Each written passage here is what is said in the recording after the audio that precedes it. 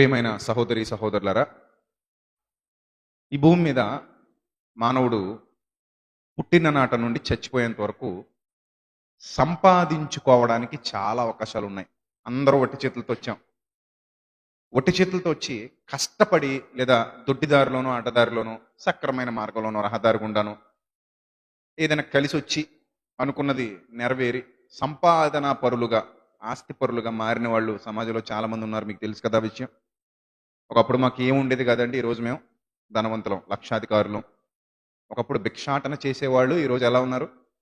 లక్షాధికారులుగా ఉన్నారు. ఒకప్పుడు లక్షాధికారులుగా ఉన్న వాళ్ళు ఇప్పుడు ఏం చేస్తున్నారు? భిక్షాటన చేస్తున్నారు. అందుకే బళ్ళు వాళ్ళు అవుతాయట, వాళ్ళేమో బళ్ళు అవుతాయట, పెద్దలు అంటుంటారు. సో ఏదైనా క్రింది స్థాయి నుంచి సంపాదిస్తూ సంపాదిస్తూ పై స్థాయికి ఎదిగిన వాళ్ళు సమాజంలో చాలా మంది ఉంటారు. భూమి మీద మానవ జీవితం 60 లేదా 70 ఏళ్ళు అనుకుంటే ఈ 60-70 ఏళ్లలో మనం చాలా సంపాదించవచ్చు. ఇదే పనిగా బ్రతికితే, డబ్బు సంపాదనే ధ్యేయంగా బ్రతికితే చాలా సంపాదించవచ్చు. కష్టపడితే రాందంటూ ఏది ఉండదు. కష్టపడితే సాధించలేదంటూ ఏది ఉండదు. శ్రమిస్తే, ఓవర్ నైట్ డ్యూటీలు చేస్తే, రూపాయి రూపాయి రూపాయి పోగు చేసి తిని తినక పోగేసి పోగేసి పోగేసి ఏదో విధంగా ట్రై చేస్తే ప్రతి ఒక్కరూ సక్సెస్ అవ్వడానికి ఈ భూమి మీద మార్గాలు అనేకం ఉన్నాయి. మనం సంపాదించాలి అన్న కసితో పనిచేస్తే తప్పకుండా సంపాదించగలం. ఒకటి కాకపోతే ఇంకొకటి, ఒక చోట కాకపోతే మరో చోట, ఒక వ్యాపారం కాకపోతే ఇంకో వ్యాపారం, ఒక ఉద్యోగం కాకపోతే ఇంకో ఉద్యోగం. ఏదో విధంగా మనం సంపాదించాలనుకుంటే సంపాదించవచ్చు. ఎందుకంటే కష్టపడిన దానికి ఎంతో కొంత ఏదో ఒక విధమైన ఫలితం తప్పక ఉండి తీరుతుంది. కానీ ఒక పాయింట్ మీరు జాగ్రత్తగా ఆలోచిస్తే, మనం ఎన్ని కోట్లు లేదా ఎన్ని లక్షలు సంపాదించినా అది సద్వినియోగం కానప్పుడు దానివల్ల ఎలాంటి ప్రయోజనం లేదు. ఒకటి నువ్వైనా తినాలి, లేదా నీ నీ వల్ల ఇతరులైనా తినాలి, లేదా నీ పిల్లలైనా తినాలి. ఎవరో ఒకరు దాన్ని అనుభవించాలి. ఎవరు అనుభవించినప్పుడు అడవి కాచిన వెన్నెల అన్నట్టు, సముద్రంలో కురిసిన వర్షం అన్నట్టు, లేదా బూడిదలో పోసిన సెంటు పన్నీరు అన్నట్టు దానివల్ల ఎలాంటి ప్రయోజనం ఉండదు. రాజుల సొమ్ము రాళ్ల పాలు అన్నారు పెద్దలు. కోట్లు కోట్లు సంపాదించి రాళ్లు పాలు చేశారు. రాజకీయ నాయకుల సొమ్ము స్విస్ బ్యాంక్ పాలు. ఇది కొత్త సామెత. మరి అంతే, రాజుల సొమ్ము ఏమో రాళ్ల పాలు, రాజకీయ నాయకుల సొమ్ము స్విస్ బ్యాంక్ పాలు. ఇలా చాలా మంది కోట్ల రూపాయల ధనాన్ని పోగు చేసి దాన్ని వాడు అనుభవించలేదు, ఇతరులకు ఉపయోగించలేదు, కొన్ని ఎవరికి ఉపయోగపడలేదు వాళ్ళ జీవితంలో. కనీసం ఎంగిల్ చేతితో కాకిని కూడా కొట్టరట. ఎంగిల్ చేతితో ఒకళ్ళ కాకిని కొడితే ఆ ఎంగిల్ చేతికున్న మెతుకులన్నీ ఎగిరి కాకి ముందు పడిపోతే, ఆ పప్పుచారు మెతుకులు, కూర మెతుకులు ఏమైనా కలుపుకుని తింటూ ఉండగా ముద్ద నోట్లోని కాకి వస్తే అన్నాడు అనుకోండి కాకిని. ఆ ఎంగిల్ చేతికి అంటుకున్న మెతుకులన్నీ అలా ఎగిరిపోయి కాకి ముందు పడిపోయి అనుకోండి, అదేం చేస్తుంది? భలే ఇసిరి కొట్టేవరా అనుకుని తినేసి వెళ్ళిపోద్ది. అందుకని తినేటప్పుడు చెయ్యి గడుక్కునేంత వరకు, లేదా దాన్ని మొత్తం నాకి నోట్లో పడేసేంత వరకు ఎంగిలి చెయ్యి కూడా ఏమైపోవాలి? ఖాళీ అయిపోవాలి. అప్పుడు కొడతాడు కాకిని కొడితే. ఇలాంటి క్యారెక్టర్స్ సమాజంలో చాలా ఉంటాయి. వీళ్ళని లోబులు, పిసినారులు అంటారు. వాళ్ళు తినరు, ఇతరులకు పెట్టరు. అటు వాడికి ఆ ధనం వల్ల ప్రయోజనం ఉండదు, చూచుట చేత ఆ కన్ను తృప్తి పొందకున్నది. ఒకవేళ వాని ఆస్తి చూసుకోవడానికి తప్ప ఇంకెందుకు పనికిరాదు. సంపాదించిన దాన్ని బీరువాల్లో దాచుకోవడానికి తప్ప ఎందుకు పనికిరాదు. లేదా పొలాల రూపంలోనో స్థలాల రూపంలోనో పెట్టుకుని ఇది నాది, అది నాది, నాకు అంత ఉంది, నాకు ఎంత ఉందని చెప్పుకోవడానికి తప్ప ఎందుకు పనికిరాదు. విచిత్రం ఏంటంటే, ఏ మరణం చూసినా వట్టిగా వచ్చారు, కోట్లు సంపాదించుకున్నారు, వట్టిగా పోయారు. ఇక్కడ మనం నేర్చుకోవాల్సినటువంటి విషయం ఏంటంటే, నువ్వు ఎంత గొప్పవాడివైనా, నువ్వు ఎంత ఉన్నతమైన స్థితిలో ఉన్నవాడివైనా, నువ్వు ఎన్ని పేరు ప్రఖ్యాతులు కలిగిన వాడివైనా, నువ్వు ఈ లోకానికి ఒంటరిగా వచ్చావు, ఒంటరిగా నీ లోకం నుంచి వెళ్ళిపోతావు. మనం ఈ లోకంలోనికి ఏమీ తేలేదు. అద్భుతమైన మాట. ఏమీ తేలేదు. మీరు తెచ్చారేమైనా? అన్ని ఇక్కడి నుంచే తెచ్చుకున్నాం. ఒంటి మీద ఉన్న వస్త్రం సహా ఇక్కడదే. ఇక్కడ ఉన్నాయి అవైలబుల్గా తీసుకుని వేసుకున్నాం. ఇక్కడున్న మీ అందరి దగ్గర ఉన్నవన్నీ ఇక్కడవే. ఏమి తేలేదు. మనం తల్లి కడుపులో నుంచి దిగంబరులుగా వచ్చాం. మనం ఈ లోకంలోనికి ఏమీ తేలేదు. ఈ లోకంలో నుండి ఏమీ తీసుకొని పోలేము. Such a wonderful word written in Bible. It's a beautiful word. Life secret అండి అది. నేనేం రాలేదు. ఇక్కడున్నవే అన్నీ తీసుకుంటున్నాను. నాకేం కావాలో ఇక్కడున్నవి వాడుకుంటున్నాను. మళ్ళీ అన్నీ అక్కడే పెట్టేసి వెళ్ళిపోతున్నాను. అప్పుడప్పుడు పెద్దలు అంటారు చూడు, ఎక్కడ తీసావో అక్కడే పెట్టాయి అంటారు పిల్లల్ని. దేవుడు కూడా అలాగే అంటాడు, అరే నాయన ఎక్కడ తీసావో అక్కడే పెట్టేసి వెళ్ళిపో. విచిత్రం కదండి. ఎక్కడ తీసావో అక్కడే పెట్టేసి వెళ్ళిపోమ్మా, ఇది నీది కాదు. ఈ లోకంలో నువ్వు ఎన్ని కోట్లు సంపాదించినా, ఎన్ని లక్షలు సంపాదించినా, ఎంత సంపాదించినా ఏదో ఒక రోజు వదిలేసి వెళ్ళిపోవాలి అనడానికి మన ముందు వెళ్ళిపోతున్న వాళ్ళందరూ మనకి సాక్ష్యాలండి. ఎందరో వస్తారు వెళ్ళిపోతారు, వస్తారు వెళ్ళిపోతారు, అనంత లోకాలకు పయనమైపోతారు ఆత్మలుగా. ఈ భూలోకంతో సంబంధాలు తెంపేసుకుంటారు, విశ్వాంతరాలలోనికి ప్రయాణం చేసుకుంటూ వెళ్ళిపోతారు శూన్యంలోనికి. శూన్యంలో నుండి వచ్చాం, మరలా ఎక్కడికి వెళ్ళిపోతున్నాం? అదే శూన్యలోకంలోనికి వెళ్ళిపోతున్నాం, శూన్యంలోకి వెళ్ళిపోతున్నాం. మనకు తెలీదు, మనకి ఏమీ తెలీదు. శరీరంలో నుంచి ఆత్మ బయటకు వచ్చిన తర్వాత అది ఎటుపోయిందో, ఎక్కడికి వెళ్ళిపోయిందో, ఏమైపోయిందో వీ డోంట్ నో. మనకి ఏ ఇన్ఫర్మేషన్ ఉండదు. మనం ఇక్కడ అంతా హడావిడి చేస్తాం. ఇంతమంది వెళ్ళిపోతుంటే కళ్ళారా చూస్తున్నాం, కానీ మనకు బుద్ధి రాదు, అస్సలు బుద్ధి రాదు. ఆ ఒక్కరోజే ఆ శవం ముందు నిలబడి ఏదో ఆలోచనలు ఆలోచించుకుంటాం, కాసేపు అలా మౌనంగా ఉంటాం, నిర్గాంతపోయి ఉంటాం. ఆ రోజు ఏది తినాలనిపించదు, ఏది తాగాలనిపించదు, ఎక్కడికి వెళ్ళాలనిపించదు, ఏ పని చేయాలనిపించదు, ఏది కొనుక్కోవాలనిపించదు, ఏది దాచుకోవాలనిపించదు. ఎందుకు ఈ బతుకు అనిపిస్తుంది. సాయంత్రానికి మళ్ళీ మామూలే, శరా మామూలే, కుక్కతో కొంకర అన్నట్టు మనం మళ్ళీ మన తోక ఎలా తిరుగుతుంది, టైమని వంకర మళ్ళీ ఎలా తిరుగుతాం. ఆ కాసేపే, ఆ శ్మశానానికి వెళ్ళిన కాసేపు, ఆ టెంట్లో కూర్చున్న కాసేపు, ఆ శవం ముందు ఏడ్చిన కాసేపు, ఆ శవాన్ని సాగనంపేంత వరకు, మళ్ళీ సాయంత్రానికి మళ్ళీ కుక్కతో కొంకర, మళ్ళీ ట్రైమని తిరుగుతాం. సైకిల్ అలా అయిపోయింది, సీరియస్నెస్ లేదు. అందుకే అరే పోయే వాళ్ళందరూ ఎంత గొప్పోళ్ళైనా ఏం తీసుకోకుండానే పోతున్నారు. మరి నేనేంది? నేనేమైనా లాక్కెళ్ళిపోగలనా? నేను పెట్టెలు నింపుకెళ్ళిపోగలనా? నేను నా వెంట తీసుకెళ్తానా? ఏది తీసుకెళ్ళను. మరి ఏం చేద్దాం? ఇక్కడ ఉన్నది ఇక్కడే ఖర్చు పెడదాం. ఇక్కడ ఉన్నది తీసుకెళ్ళలేనప్పుడు ఏం చేద్దాం? ఇక్కడ ఉన్నది ఇక్కడే ఖర్చు పెడదాం. దేవుడు పెట్టిన నియమం అండి అది. మీరు భూమి మీద ధనము కూర్చుకొన ప్రయాస పడకండి, పరలోకమందు ధనం కూర్చుకోవటానికి ప్రయాసపడండి. నాకు భూమి మీద ఉన్న బ్యాంకుల్లో చాలా డబ్బులు ఉన్నాయని చెప్పుకోవటం కాదు. ప్రియ సహోదరి సహోదరులారా బాగా వినండి. నాకు భూమి మీద ఉన్న బ్యాంకుల్లో చాలా నిల్వ ఉన్నాయని చెప్పుకోవటం కాదు. పరలోకపు బ్యాంకులో నాకు చాలా నిల్వ ఉందని చెప్పుకోండి. ఆ పరలోకపు బ్యాంకులో నిల్వ ఉండాలి అంటే ఏం చేయాలి? ఇక్కడున్న దాన్ని ఇక్కడే ఖర్చు చేయాలి. నువ్వు చచ్చకి ఏం చేయలేవు. మొన్న ఎవరో ఒక పూజారి చచ్చిపోయాడట, లోపలికి వెళ్ళి వెతికితే దాదాపు 23 లక్షలు ఉన్నాయటండి లోపల. 23 లక్షల రూపాయలు అలా దాచి ఉన్నాయట. పోనీ పిల్లలు ఉన్నారేమో తింటారు, మనవలు ఉన్నారేమో పోలే తింటారు, తాత పేరు చెప్పుకుని అనడానికి కూడా లేదు. ఎందుకంటే ఆయన ఒంటరి వాడు. ఆ మధ్య ఒక పాస్టర్ గారు చచ్చిపోయారు, నాకు తెలిసిన ఆయన.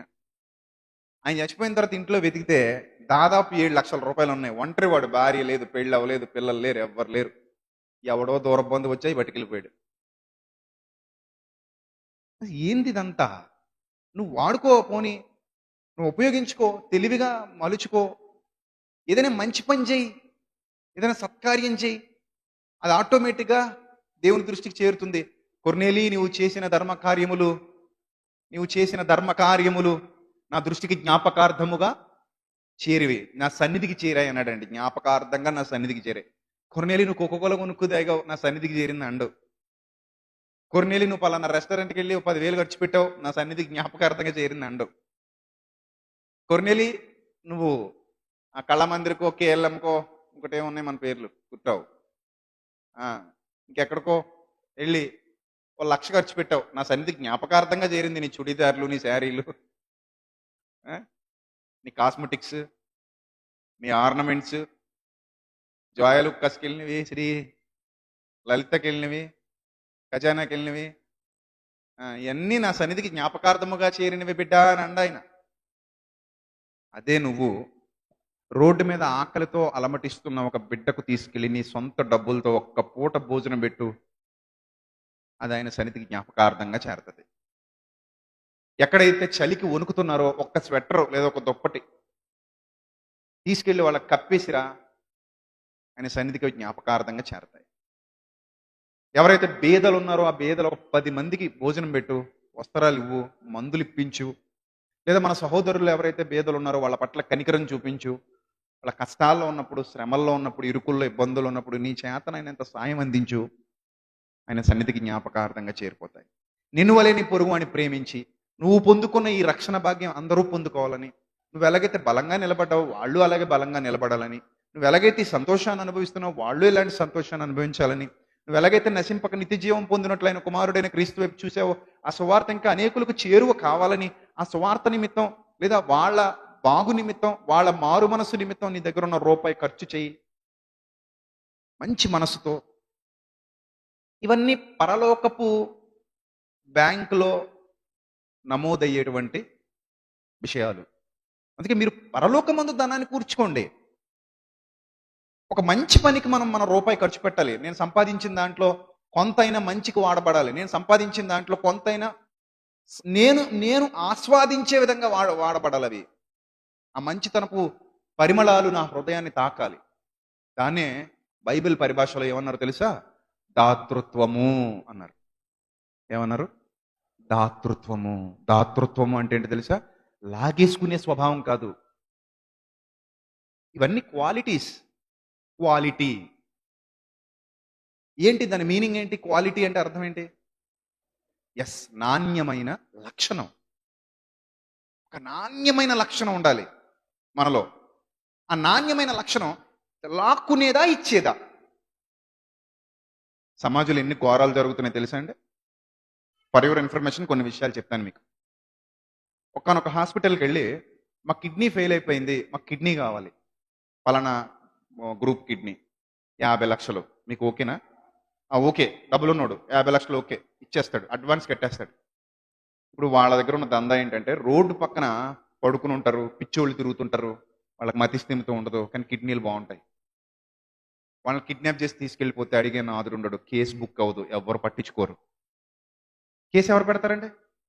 ఇప్పుడు కొవ్వూరు బ్రిడ్జ్ కింద ఎవడో పడుకుని ఉంటాడు, వ్యాన్ వేసుకుని వెళ్ళి వాళ్ళని ఎక్కించిపోయారు అనుకోండి, మీరు వెళ్ళి కేసు పెడతారా?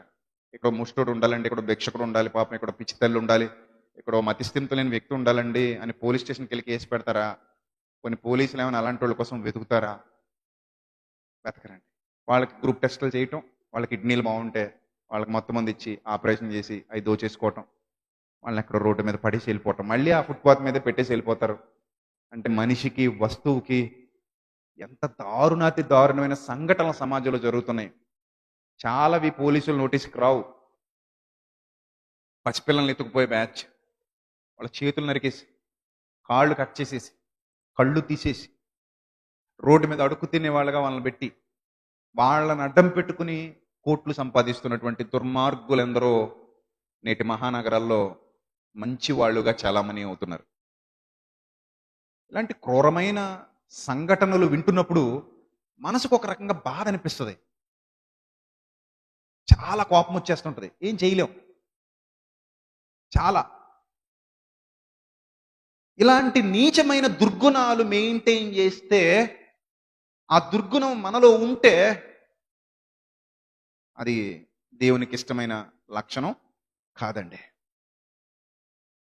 అందుకే ఒక బిడ్డ అలమటిస్తున్నాడు, ఒక తల్లి అలమటిస్తోంది, ఒక కుటుంబం అలమటిస్తోంది, వాళ్ళకి ఆ క్షణంలో ఏదో కావాలి, అది మనం ఇవ్వగలగాలి. కోర్స్ మోసాలు కూడా ఉంటాయి, మోసాలు కూడా ఉంటాయి.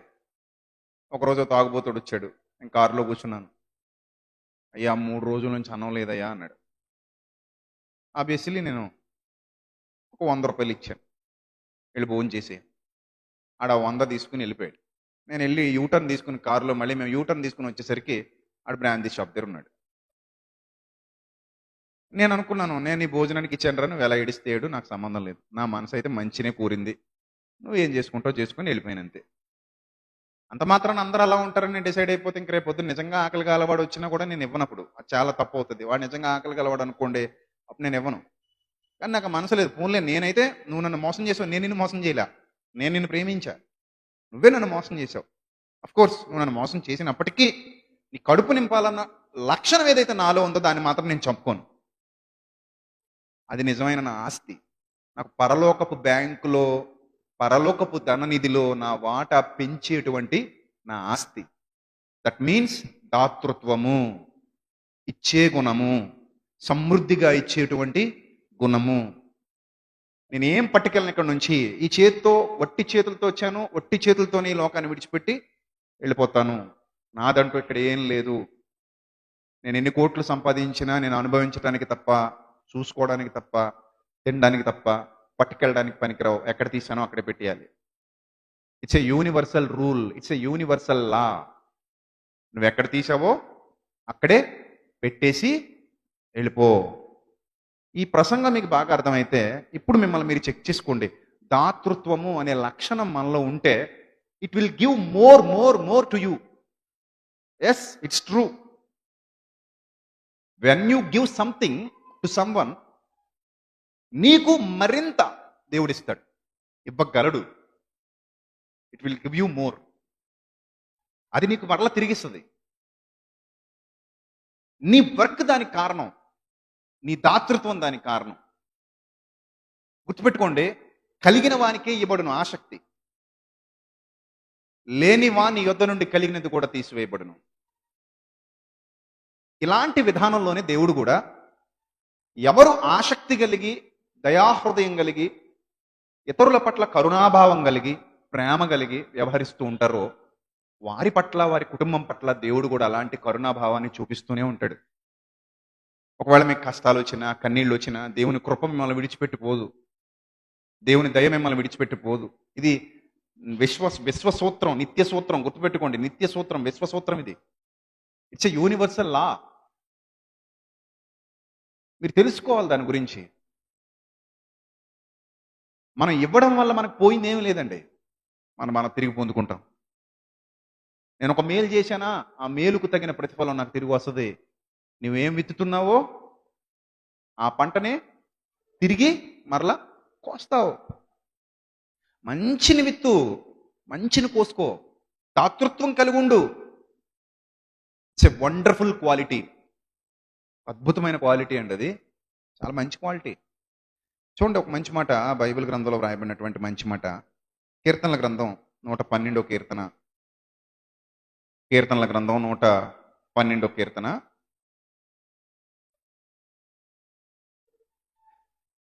9వ వచనం. వాడు దాతృత్వము కలిగి బేదలకిచ్చును, వాని నీతి నిత్యము నిలుచును అన్నాడు. అర్థమైందా? వాని నీతి నిత్యము నిలుచును. నేను ఈ సువార్త యాత్రలో అడుగుపెట్టిన తర్వాత, అంతకుముందు కూడా నేను దాతృత్వం కలిగి ఉండేవాడిని. నేను లోక సంబంధిగా ఉన్నప్పుడే నా మనసుకు ఇచ్చేది నేర్పించాడు మా నాన్న. చిన్నప్పటి నుంచి మా నాన్న నాకు నేర్పించిన క్వాలిటీ అది. దగ్గరుంటే ఇచ్చేయి. సో నేను ఫైనాన్స్ బిజినెస్ చేసేటప్పుడు కూడా ఆ దాతృత్వం నా మనసులో ఉండేది, నా మైండ్లో ఉండేది. ఇది ఎవరు మెప్పుకోరో చెప్పట్లా, నిజం కాబట్టి చెప్తున్నా. That is my quality, that is my nature on the time. So ఆ సిచ్యువేషన్స్లో, అలాంటి సిచ్యువేషన్స్ నాకు ఎదురైనప్పుడు ఒక కరుణాభావం ప్రదర్శింపబడినట్లుగా, ఒక కరుణ నా హృదయంలో నుండి కురిసేటట్టుగా, అవతల వ్యక్తి మీద జాలి చూపించేటట్టుగా, అవతల వ్యక్తి మీద దయ చూపించేటట్టుగా నా మైండ్ మౌల్డ్ అయిపోయి ఉండేది. అలా చాలా సందర్భాల్లో ఒక వ్యక్తి ఇలా ఉన్నాడు, ఒక వ్యక్తి ఈ విధంగా బ్రతుకుతున్నాడు, ఒక వ్యక్తి ఈ స్థితిలో ఉన్నాడు అన్నప్పుడు చాలా సందర్భాల్లో వాళ్ళ ఎడల దాతృత్వం చూపించడానికి నా మైండ్ ఎప్పుడు మోటివేట్ అయిపోయింది. ఎందుకంటే మా నాన్న నాకు చిన్నప్పుడు వేసినటువంటి విత్తనాలు, మా నాన్నగారు నా చిన్నప్పుడు నాకు నేర్పించినటువంటి విషయాలు. ఈవెన్ నేను సేవలోకి వచ్చిన తర్వాత కూడా అది చచ్చిపోలేదు. ఎవరైనా ఆపద అంటే నాకున్నంతలో ఆదుకోవాలనే మనసు, ఎవరైనా సహాయం అంటే నాకున్నంతలో ఏదో చేయాలనే తపన, తాపత్రయం, అవి లేనినాడు మనకి, మృగానికి, మనకి, వస్తువుకి తేడా ఏమీ లేదు. నీ దగ్గర ఉంటే, దాతృత్వం కలిగి ఉంటే, అప్పుడు నువ్వు పరలోకంలో ధనాన్ని కూర్చుకోగలుగుతావు. నీ దగ్గర ఉన్న దాతృత్వం లేకపోతే నువ్వు చచ్చిన తర్వాత అవి నువ్వు తీసుకుని వెళ్ళలేవు, అయ్యో సరిగా ఉపయోగించుకోలేకపోయానని బాధపడతావు. నీ నీతి నిరంతరం నిలవాలి అంటే నీకున్న దాంట్లో కొంత, అంతా అని దేవుడు చెప్పలేదు. నీ కుటుంబానికి కొంత కావాలి, నువ్వు బతకడానికి కొంత కావాలి, నీ పిల్లలకి కొంత కావాలి. సో నీకున్నంతలో కొంత ఎవరి కోసం వెచ్చించాలి? పేదల కోసం వెచ్చించాలి. దాన్నే దాతృత్వము అంటారు. ఇచ్చే గుణము.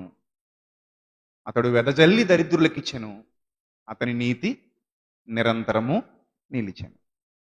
ఇదే విషయాన్ని పౌలు గారు కూడా జ్ఞాపకం చేస్తారు కొరింథీ పత్రికలో. కాబట్టి ఇక్కడ పోగు చేసుకుని చచ్చిపోయేది ఏమీ లేదండి. ఏమీ లేదు. మనకున్నంతలో కొంత మంచి కార్యాలకు, సత్య సంబంధమైన కార్యాలకు, సువార్త సంబంధమైన కార్యాలకు, లేదా నీతి కార్యాలకు దాతృత్వం కలిగి ఖర్చు చేసినప్పుడు దానికి తిరిగి మనం ప్రతిఫలాన్ని పొందుకుంటాం. ఆయనకిచ్చి, ఆయన పనులకిచ్చి, మంచి పనుల కోసం ఇచ్చి నష్టపోయిన వాళ్ళు ఈ ప్రపంచంలో ఎవరు లేరండి. మంచి చేసి ఎవరు నష్టపోరండి, చెడు చేసే నష్టపోతారు. మంచి చేస్తే ఎందుకు నష్టపోతాం చెప్పండి? ఈ ప్రకృతి అంతా ఏకమై మనకు సహకరిస్తుందండి. మనం మంచి చేసినప్పుడు ఈ ప్రకృతి అంతా ఏకమై మనకు సహకరిస్తుంది. ఎందుకంటే మనం దేవుని పిల్లలం. ఆయన లక్షణాలు పునికిపుచ్చుకుని ఆయన కోసం బ్రతుకుతుంటే ప్రకృతి అంతా ఏకమై నీ నీ పాదాలకు నమస్కారం చేసి నీకు సహకరిస్తుంది. అది దేవుని యొక్క నియమం. అప్పుడప్పుడు అంటారు నాకు కలిసి వచ్చింది అంటారు. కలిసి రావడం కాదు, దేవుని కృప, దేవుని తోడు, దేవుని దయ నీ మీద ఉంటే ఆటోమేటిక్గా నీ లైఫ్లో నువ్వు ఇంకా మంచి చేయగలవు, ఇంకా ఉన్నతంగా చాలా గొప్ప కార్యాలు చేయగలవు, ఇంకా ఎక్కువ ఘనమైన కార్యాలు చేయగలవు, ఇంకా మహా కార్యక్రమాలు చేయగలవు. ఆ లక్షణం పునికిపుచ్చుకోవాలి. అది చాలా ఇంపార్టెంట్. లేదు ఇలాగే నేను చచ్చిపోయాను అనుకోండి, నాలో ఎప్పుడు నేను చచ్చిపోయే సమయానికి వెనక్కి తిరిగి చూసుకుంటే నీ బతుకు, నువ్వు ఎవరికైనా ఎప్పుడైనా నీలో ఎప్పుడైనా మంచి లక్షణం ఉందా? నువ్వు పొందుకున్న రక్షణ ఇతరులు పొందుకోవాలనుకున్నావు ఎప్పుడైనా? నువ్వు పొందుకున్నటువంటి గొప్ప భాగ్యం, సత్యవాక్యాన్ని విన్నావు, నేర్చుకున్నావు, బలపడ్డావు, నిత్య జీవం పొందుకోవటానికి రక్షణానుభవంలోకి వెళ్ళావు. ఇతరులు కూడా రక్షణానుభవంలోనికి రావాలని ఎప్పుడైనా ఆలోచించావా? సువార్త కార్యక్రమాలు చేసావా? సత్క్రియలు చేసావా? నీతి కార్యాలు చేసావా? ఎప్పుడైనా ఎవరికైనా ఉపయోగపడ్డావా నీ బ్రతుకులో? నీ పట్ల కరుణాభావంతో ఒక కన్నైనా చూసిందా నీ పట్ల కరుణాభావంతో? ఎవరి కళ్ళకైనా కన్నీరు జాలువారుతుంటే కనీసం ఎప్పుడైనా తుడిచావా?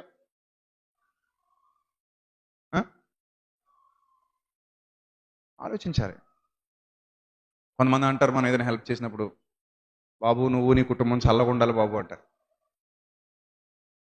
బాబు నువ్వు నీ కుటుంబం బాగుండాలి బాబు అంటారు. పాపం వాళ్ళు ఆ స్థితిలో ఉన్నారు. మనకు కావాల్సింది ఆ పొగడత కాదు కానీ, ఆ ఆశీర్వాదం కాదు కానీ, ఆ దీవెన కాదు కానీ, నా లక్షణమే అది అన్నట్టు ఉండాలి. నీటి లక్షణం దాహాన్ని తీర్చడం అండి. అది నీటికున్న సహజ సిద్ధమైన లక్షణం. అది దాహాన్ని తీరుస్తుంది అంతే. అది ఎవరు మెప్పు కోసమో దాహాన్ని తీర్చదు, ఎవరు పొగడతల కోసమో దాహాన్ని తీర్చదు, ఎవరో ఘనతిస్తారని, ఎవరో దండేస్తారని, ఎవరో ఫేస్బుక్లో పోస్ట్ పెట్టి లైక్ కొట్టి కామెంట్ చేస్తారని, ఎవరి గురించో దాహాన్ని తీర్చదు. దాని నేచర్ అంతే. నీటికున్న లక్షణం ఏంటంటే దాహాన్ని తీర్చడం.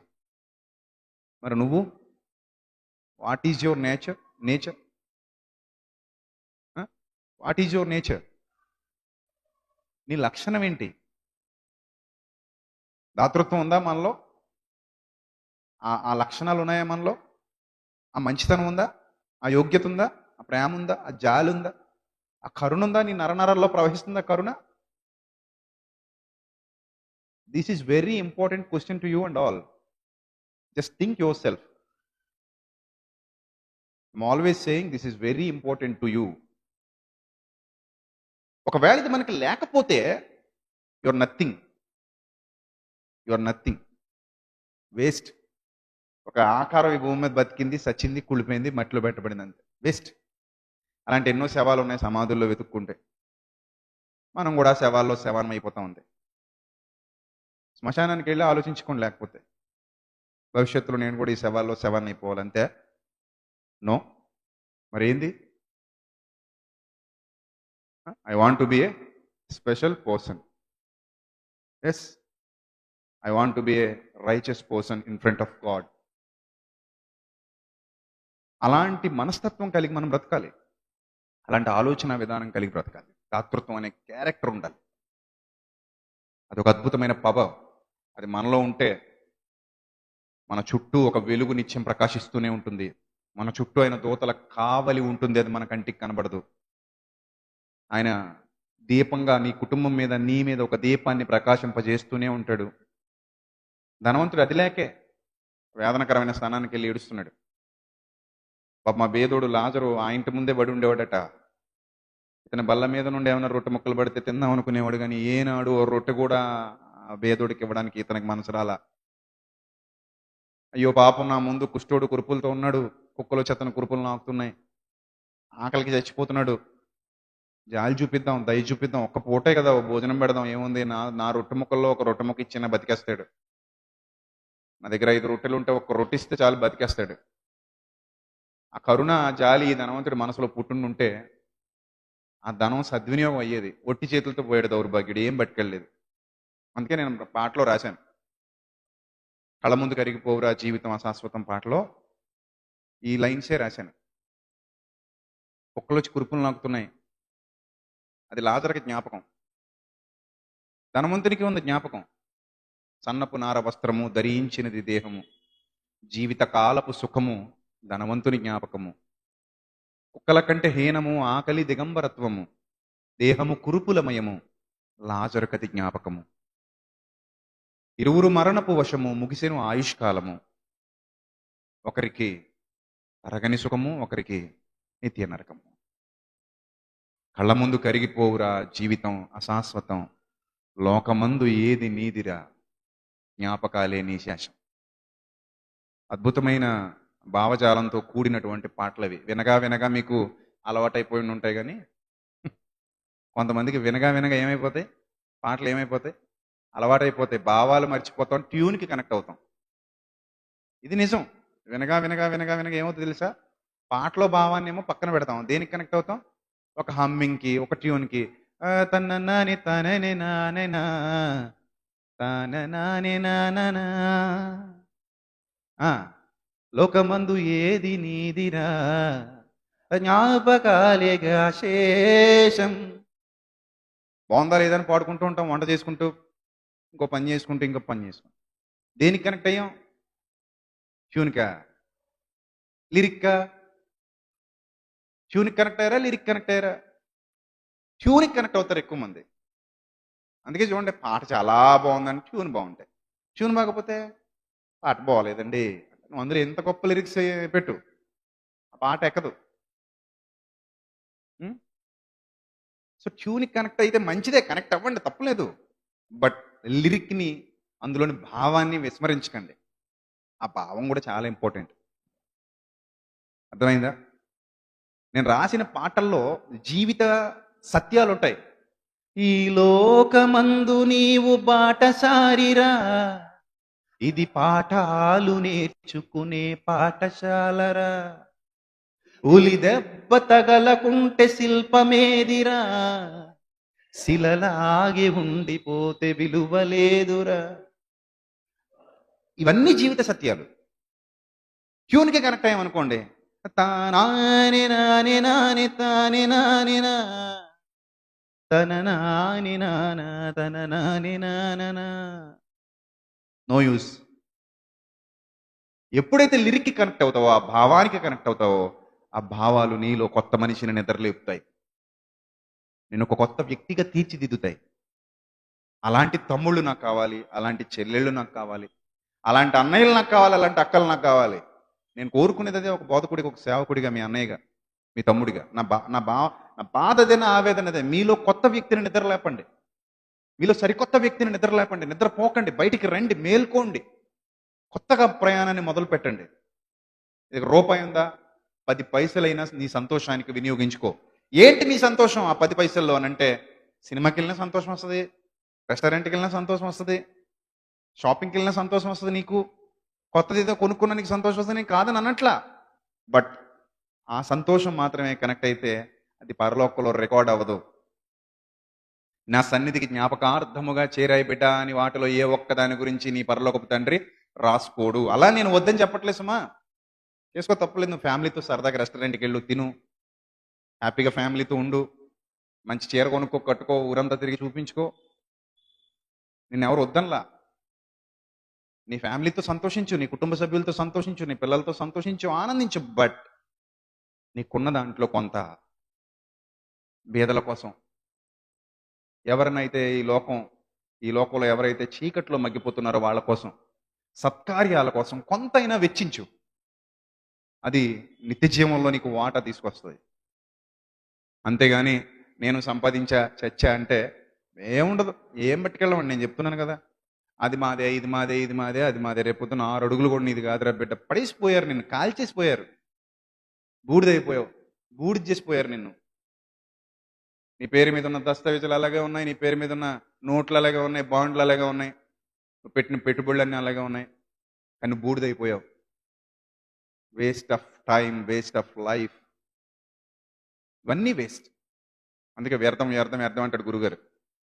కనీసం గురుగారి మాట వినైనా బ్రతుకును మార్చుకొని కొంతైనా దాతృత్వం అనే లక్షణాన్ని డెవలప్ చేసుకోండి. మీరు ఎవరికైనా ఏదైనా ఇచ్చినప్పుడు వాళ్ళ కళ్ళ వైపు చూడండి. అందులో ఒక ఒక నీటి చారలు తిరుగుతూ ఉంటాయి.